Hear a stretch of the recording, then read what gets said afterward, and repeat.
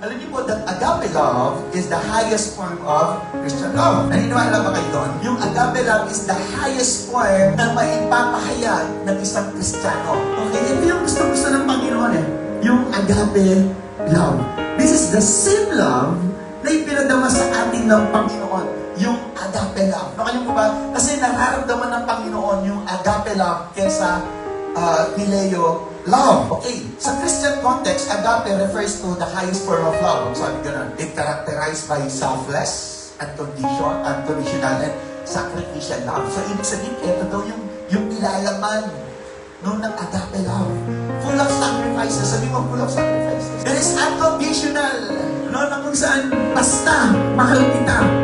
Yun ang bottom line doon. Regardless of your position, regardless kung ano yung mga nangyari sa inyo before, regardless kung ano yung mga kakulangan, kawalan, still, ang Panginoon kasi ipinadaman niya yung agape love. At walang mabigat na dahilan, no? Kung bakit nagmahal ang ating Panginoon sa atin.